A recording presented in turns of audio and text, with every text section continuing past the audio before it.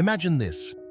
The room is warm, the faint hum of a heater buzzing in the background, and you're sitting across from someone you love, someone who's been there through thick and thin, but then they let out a quiet sigh and say something that stops you cold. I'm just a burden now. The air shifts. You feel it, don't you? That pang of helplessness, that flicker of distance creeping in. It's a moment so small, yet it lingers, heavy with unspoken questions. Why do some words tossed out like pebbles ripple into walls that keep us apart? After 70, when every connection feels like a treasure, how do we keep from pushing people away without even realizing it? I'm here to walk you through a story, a journey really, about the quiet power of words and how they shape the lives of those over 72. Picture me as a friend, leaning across the table with a cup of coffee, sharing what I've seen, what I've learned, and what I hope you'll carry with you. This isn't about blame or finger-wagging. It's about understanding how the things we say, especially in life's later chapters, can either weave us closer to the people we cherish or leave us wondering why the phone stopped ringing. We'll explore 7 phrases, ones you might have heard or even said yourself, that unintentionally build those invisible barriers. And trust me, stick around until the end, because the 7th one might just catch you off guard in the best way. Number 1. I'm just a burden now. Have you ever noticed how silence can flood a room faster than any shout? When someone over 72 says, I'm just a burden now, it's like dropping a stone into a still pond. Everything ripples outward, but nothing feels calm. Maybe it slips out after a long day, the kind where your knees ache and the world feels too fast to keep up with. You mean it as a sigh, a release of that tired weight you've been carrying. But to the people who love you, your kids, your grandkids, your old friend from down the street, it lands differently. It's not an invitation to argue or comfort. It's a door slamming shut. Take Marjorie, an 85-year-old widow from a small town in Vermont. She'd spent her life stitching quilts for every baby born on her block, her fingers nimble with love. But after her husband passed, she started feeling like a shadow in her own home. Her son, Tom, would stop by every Sunday, arms full of groceries and stories from his week. At first, Marjorie soaked it in, the sound of his voice, the crinkle of the paper bags. But then she'd say it, "Oh, Tom, you shouldn't bother with an old burden like me." She thought she was letting him off the hook, sparing him the trouble. At first, he'd laugh it off, saying, "Ma, you're no burden, you're my VIP." But week after week, her words wore him down. He didn't stop loving her, not for a second, but the visits got shorter. The guilt gnawed at him. Did she really think he saw her that way? Eventually, he started calling instead of coming by, afraid his presence was somehow making her feel worse. Marjorie didn't mean to push him away. She was just tired, her heart bruised from loss, and those words felt like truth in the moment. But here's the thing, they weren't truth. They were despair wearing a humble mask. And despair, it's like a cold wind. It chases warmth away. The people who care don't see you as a burden. They see you as a gift. But when you label yourself otherwise, they're left fumbling, unsure how to prove you wrong, without crossing a line you didn't even know you'd drawn. What if, instead, Marjorie had said, "Tom, I'm so lucky you make time for me." Imagine the shift, her eyes lighting up, his shoulders relaxing. Gratitude doesn't just open a door, it flings it wide, inviting love to settle in. It's not about pretending the aches don't exist. It's about choosing words that build a bridge instead of a barricade. Because trust me, the people who show up, they want to be there. Don't make them feel like they're trespassing. Number 2, no one understands me anymore.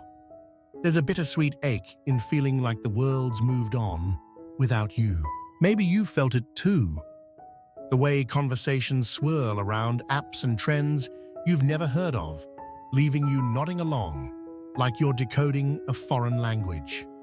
No one understands me anymore slips out like a whisper, a quiet confession of being left behind. It's raw, honest, and oh so relatable. But here's the catch.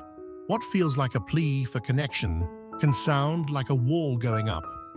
Picture Edwin, an 81-year-old former mechanic from Indiana. His grandkids, lively twins named Lily and Max, used to barrel into his house every weekend, chattering about their latest video game victories. Edwin didn't get the appeal of virtual dragons, but he loved their spark, the way their faces lit up. One afternoon, though, as they rambled about some online tournament, he sighed and said, "I don't know, kids. I guess no one understands me anymore." He didn't mean to shut them down, just to let out that flicker of loneliness. But the twins heard something else, a hint that their stories weren't welcome, that they'd somehow failed him. After that, the visits tapered off.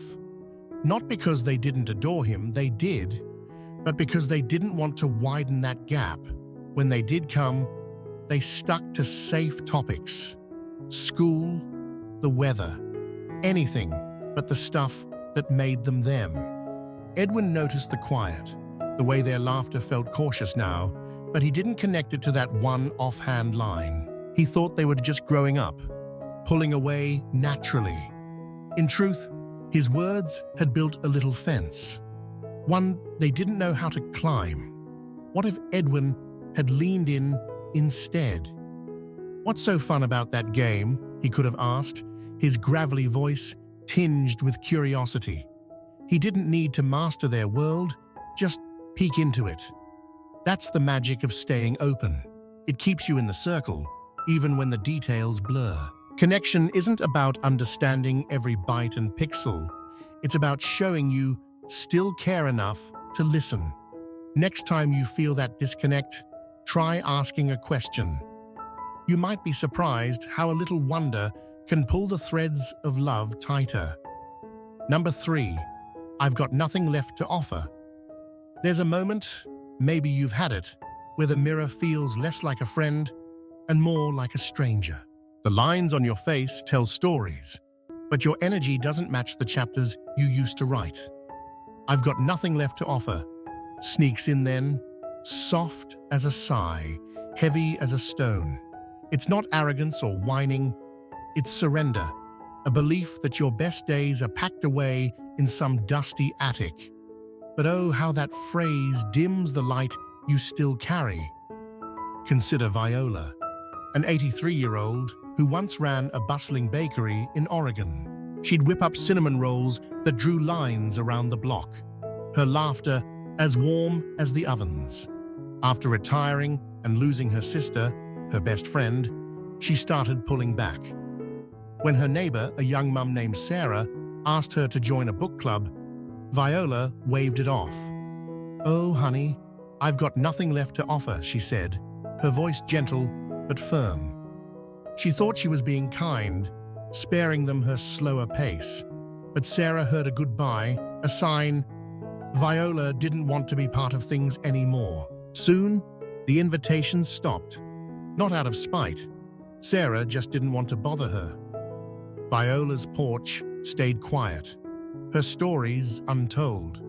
She didn't see what she still had, the way her eyes crinkled with wisdom, the recipes she could share, the steady presence that could anchor a room. She'd convinced herself, and everyone else, that her value had an expiration date. But here's the truth. Your worth doesn't fade with your footsteps. It shifts, sure. Less about doing, more about being.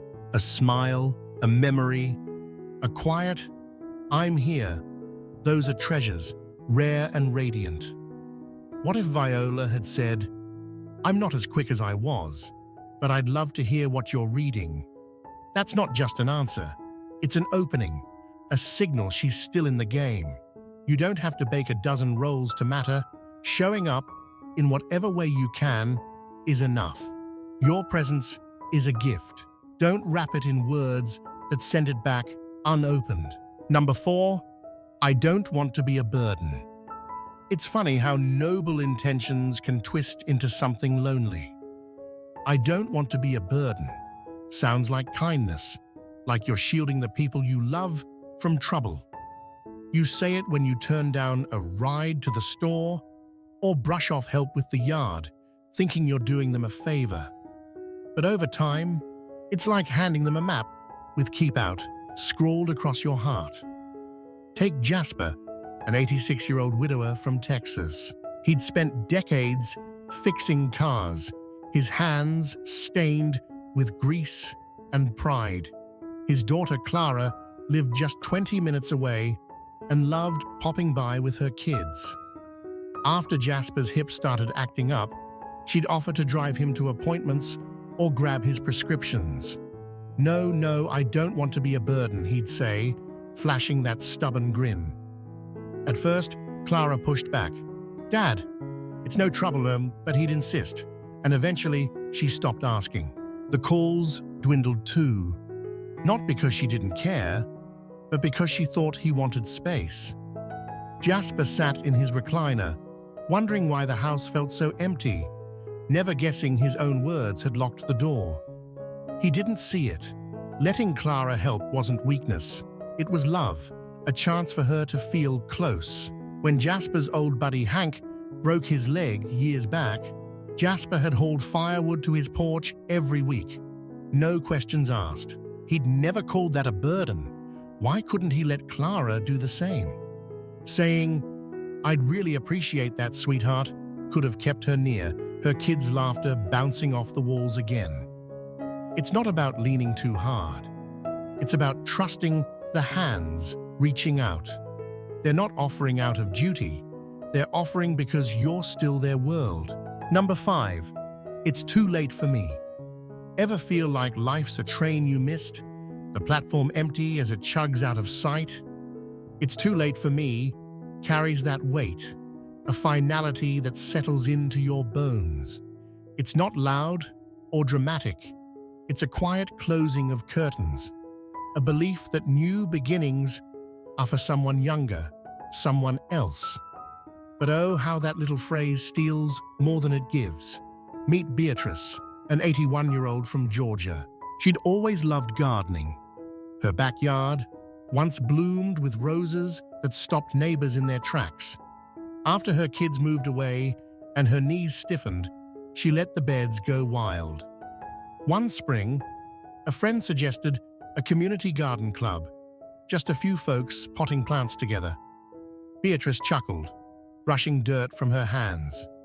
"It's too late for me," she said, half smiling. She pictured herself as a wilted stem, past her season. Her friend didn't push, and the idea faded like morning dew. But here's what Beatrice didn't know. That club wasn't about perfect roses. It was about muddy fingers, shared coffee, and stories swapped under the sun. She could have sat on a stool, planting herbs in pots, her voice weaving tales of every bloom she'd ever coaxed to life. Too late wasn't a fact. It was a choice, one that kept her from the joy of dirt under her nails again. Age doesn't lock the gate, that phrase does. What if she'd asked, "What could I still grow?" One question, and the world might have opened up. New friends, new laughter, a new patch of green to call hers. It's never too late. Not really. Maybe you won't run marathons, but you could sketch a bird you saw outside, call an old friend, or plant a single seed. Each step whispers, "I'm still here." Don't let too late write your ending before the story's done. Number 6, no one needs me anymore. There's a hollow echo in feeling invisible, like your shadows faded from the places you once filled. No one needs me anymore slips out when the house is too quiet, when the days blur into sameness. It's not vanity, it's an ache for purpose, a longing to matter. But here's the twist. That phrase doesn't just name the pain, it deepens it, pushing away the very people who still see you. Think of Oscar, an 85-year-old from Maine. He'd been a carpenter, building homes that stood strong against coastal storms. After retiring, he'd watch the neighborhood kids play from his porch, whittling little boats for them now and then. But when his wife passed, he started muttering, "No one needs me anymore," to anyone who'd listen. His nephew Daniel heard it one too many times and decided to prove him wrong. One snowy night, Daniel's heater broke, and he knocked on Oscar's door, shivering. "Uncle Oscar, you know this stuff. Help me out." Oscar grabbed his toolbox, and for 2 hours, they tinkered together, the house warming up as Oscar's hands remembered their old rhythm. Daniel didn't just need a fix. He needed Oscar. And Oscar felt it, that spark of being useful again. He didn't say that phrase after. Being needed isn't about grand heroics. It's the small stuff, a tip on fixing a leak, a tale about the blizzard of '78, a nod that says, "You've got this. You're not invisible unless you hide." Reach out, a call, a wave, a whittled boat, and watch how fast no one turns into someone. Number 7. It's too late for me, yes, again but different. Here's the surprise I promised. We're circling back to it's too late for me because it's the sneakiest of all. It's not just defeat, it's a thief, robbing you of what's still possible. You might say it about a dream you shelved or a chance you let slip, thinking time's run dry. But what if I told you the clock's still ticking and the hands are yours to move? Take Felix, an 84-year-old from Arizona. He'd always wanted to play guitar, strumming along to old cowboy tunes in his head. Life got in the way. Work, kids, a leaky roof.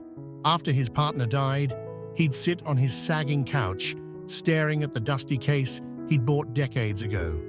"It's too late for me," he'd tell his sister Lila when she nudged him to try. But one evening, Lila dragged him to a local music night. An old guy with a banjo spotted Felix's wistful look and handed him a spare guitar. "Give it a go," he said. Felix's fingers fumbled, but the chords, rough and wobbly, came alive. He grinned, a kid again, the room clapping like he'd won a prize. Felix didn't become a star, but he found something better, a reason to wake up eager. Too late was fear talking, fear of looking silly, of failing. But failing's just noise.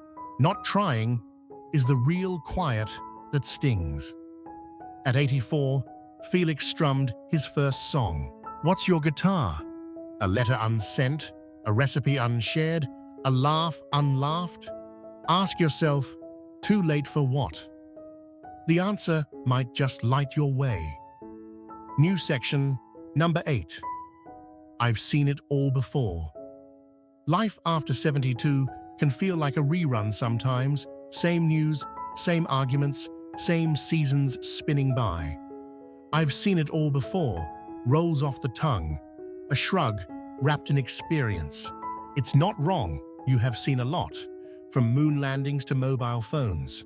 But here's the rub. It can sound like you're done looking, like the world's got nothing new to show you. And that's a curtain call you don't need to take. Meet Nadine, an 87-year-old from Colorado. She'd lived through wars, raised 4 kids, and watched her mountain town grow from dirt roads to strip malls. When her grandson Theo got excited about a new stargazing app, she'd pat his hand and say, "I've seen it all before, sweetie." She wasn't trying to dim his shine. She just figured her stargazing days peaked with a telescope in '63. But Theo, all of 14 and stubborn as a mule, wouldn't let it go. One night he hauled her onto the porch, phone glowing with constellations. "Look, Gran, this one's named after a goddess." Nadine squinted, then chuckled as the app traced lines she'd never seen. The sky wasn't new, but the wonder was. She started asking Theo about his gadgets, her voice teasing but warm. "What else you got up your sleeve?" she'd say, and he'd beam, pulling her into his world. Nadine hadn't seen it all, not this version, not through his eyes. That phrase had been her shield, a way to stay comfy in the past. But letting it go cracked open a joy she'd almost forgotten. The thrill of being surprised. You don't have to chase every trend, but don't close the book. A kid's spark, a flower you've never smelled, a tune you've never hummed. There's still magic out there, waiting for your nod. Final thoughts. Words are like threads, aren't they? After 72, they stitch together the days, some bright and strong, others frayed and thin. The 7 phrases we've walked through, 8 now, with Nadine's story, aren't villains. They're just habits, little echoes of pain or fatigue that slip out when we're not looking. But they matter more now, when the circle's smaller, when every laugh or hug feels like gold. You're not alone, because time's ticked on. You might just be speaking walls where you meant to build doors. Here's the gift. You can choose differently. Swap burden for grateful. Too late for what's next. It's not about faking sunshine. It's about letting love in, about giving yourself room to breathe and grow. You've got wisdom, scars, stories no one else can tell. Share them. Let them ripple. You're still here, and that's not small. It's everything. So what's one thing you'll carry from this? Drop it below. I'd love to hear. And if this struck a chord, pass it along. We're in this together, building bridges one word at a time.